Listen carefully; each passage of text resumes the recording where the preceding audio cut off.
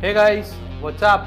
This is Shubhari from eGadgets for you, and in this video I have the new Moto M and of course the newly launched handset from Vivo, the Vivo V5. Now out of the numerous requests that I am getting in my YouTube channel, I am making this particular video, the comparison between these two particular handsets. Both the handsets were released recently. One is released in the starting of November and another in mid of December. Both the handsets were priced between 18,000 INR. This one with the 4 gigs of variant and 64 gigs of internal memory of Moto M priced at 17,999 INR and is available only from Flipkart, whereas the Vivo V5 is available online as well as in the retail markets as well at a price of 17,1800 INR. So price wise, both the handsets are very similar. Let's dig deep into the full aspects in this particular video and find out the comparison or the differences between the two handsets. Towards the right hand side of the screen, I have the Vivo V5 and the left hand side, I have the Moto M. Now, the primary difference between the two handsets is that the Moto M is made out of premium metal, whereas the Vivo 5 is made out of plastic. Let me give you a physical overview of the handsets at first. In the Moto M, you find the 3.5mm jack input point and the noise cancellation speakers at the top.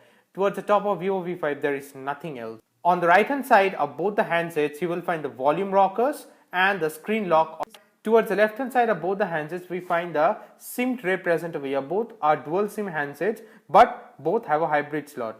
Now, both supports an external SD card up to 128 gigs. Towards the bottom of both the handset, you find the speaker grills on either side of Moto M. Mind you, these are Dolby Atmos sound output from Moto M, whereas it's single grill speakers for the Vivo V5. In the Vivo V5, you have the USB charger of the connector point and the 3.5mm jack input point and the microphone present over here. You also have the screwdriver on either side of the USB charger.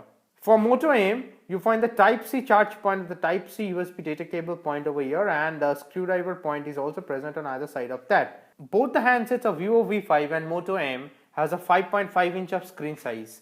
Towards the front of Moto M, you find the earpiece, the 8 megapixel front camera, the sensors. For the Vivo V5, it has the most important USP of this particular device, that is a 20 megapixel shooter with a moonlight flash.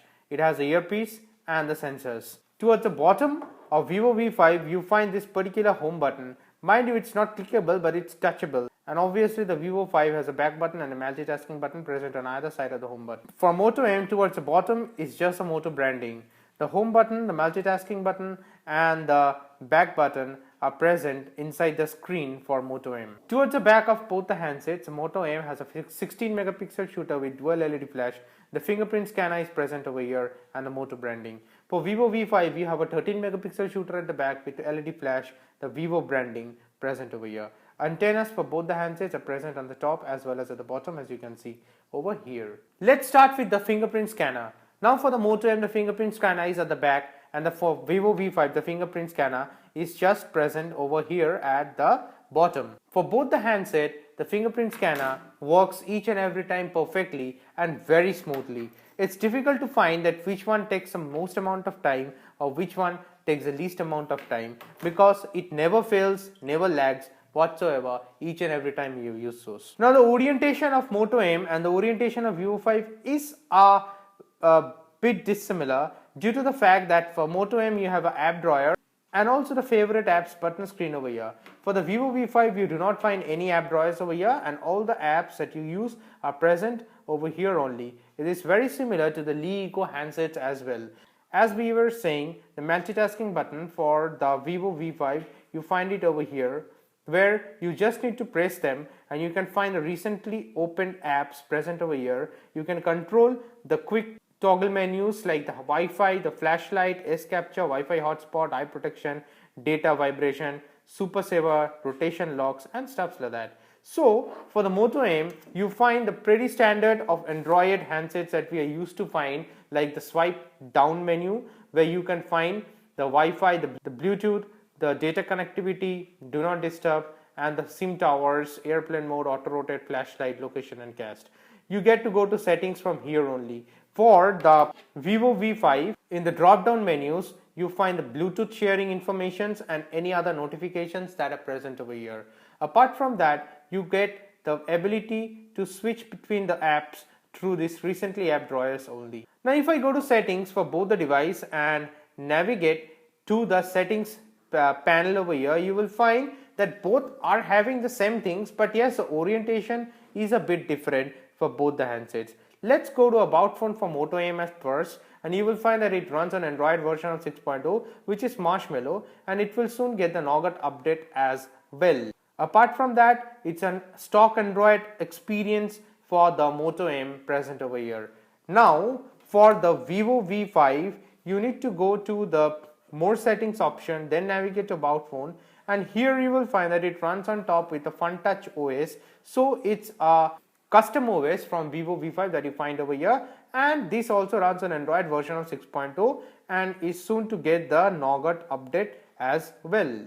Now in the storage department, the 4 gigs variant of Moto M has a 64 gigs of internal memory, out of which 10.62 GB is used up by the OS and the rest as you use them. So you get a plenty of space over there, whereas for the Vivo V5 it is 32 gigs of internal memory space available over here. Now both has 4 gigs of RAM. You can find the RAM storage information over here only, whereas for Moto M you need to go to the memory over here and you will find the 4 gigs of variant used over here, just like that. Now mind you, both supports USB OTG. So storage wise there is no skimp or shortage because both has the ability to extend its micro SD support up to 128 gigs as well. The settings and the orientations are somewhat similar for both the handsets as well. Some of the customizations are obviously available for Moto M as well as for the Vivo V5, like the one-handed operations and stuff like that. In the specs department for the Vivo V5 and the Moto M, mind you, both runs on a MediaTek chipset, but the Moto M runs on a MediaTek Helium P15 chipset, whereas the Vivo V5 runs on a MediaTek MT6750 chipset. Both has an octa-core processor to support with it, but the Vivo V5 has a clock speed of 1.5 GHz to support with Cortex A53, whereas the Moto M has a 2.2 GHz of clock speed with Cortex A53 to support.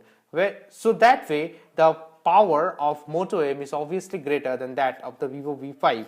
Mind you, the Helium P15 chipset from MediaTek that is used in Moto M is supposed to be the fastest and the most efficient of all the chipset available from MediaTek till date. So that way it is a great challenge to see that how is the performance and multitasking ability in the Moto M handset as well.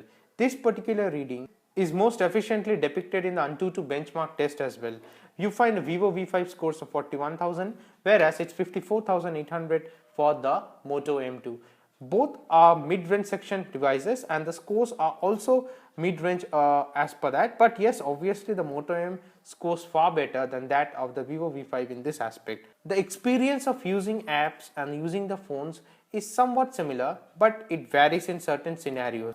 Like if you want to uninstall an app, you just need to tap on Moto M and you get the option to remove from the favorite drawers or uninstall directly from here. Now to uninstall an app from Vivo V5, you need to long press an app icon over there. Now which are not the default apps, you will see a cross sign over here. You click on that and it uninstalls. This experience is somewhat similar that is being used for in the iPhones as well. From a display perspective, let me first talk with Moto M. It has a 5.5 inch of screen size. It supports Full HD display. It has a resolution support of 1080 into 1920 pixels and it has a pixel density of 401 ppi. Now let's go to Vivo 5. It also has a 5.5 inch of screen size. It supports HD display and a resolution of 1280 into 720 pixels. It has a Corning Gorilla Glass protection at the top for Vivo V5.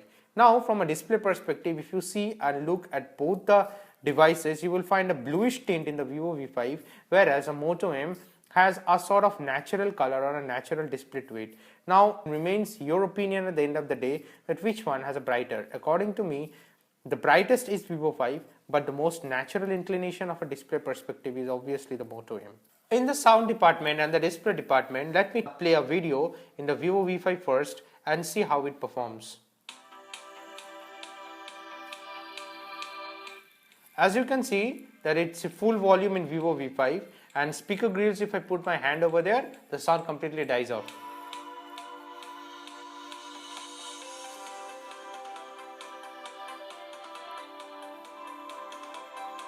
Now for the similar video, I'll play in Moto M as well. Mind you, the Moto M has a Dolby Atmos sound input. So let's check it out, the performance in this particular device.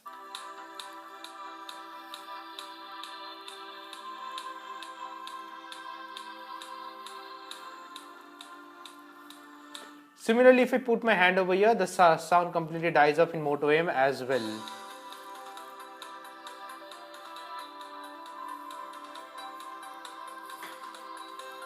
Like from a display perspective or a display department point of view, the viewing angles are great in both the devices.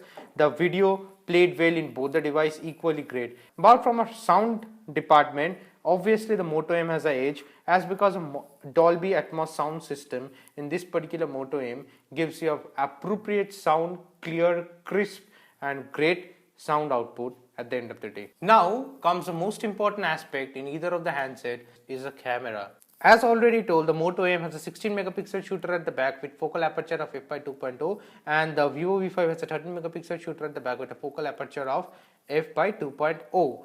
Now let's compare some of the photos. Let me start with a selfie, because the main USP of the Vivo V5 is a 20 megapixel shooter with a moonlight flash, and because of that I have shot a selfie in complete darkness. See the difference over here.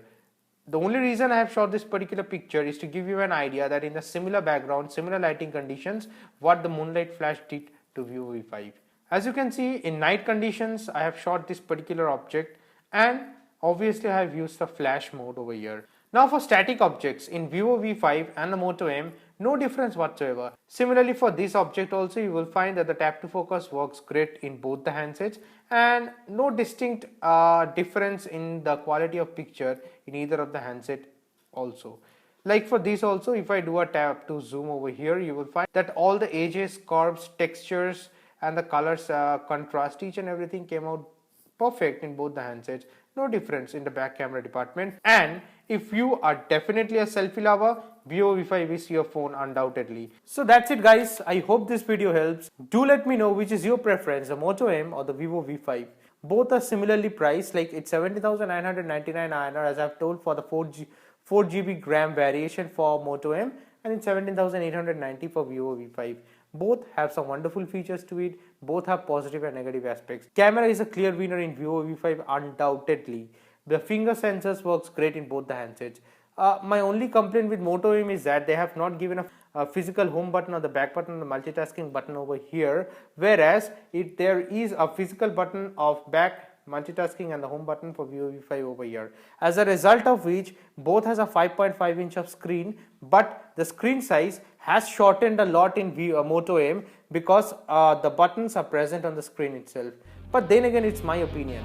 Do let me know your views and your opinion in the comment section below. And if this video was helpful, don't forget to subscribe and hit the like button. That's it guys, bye for now.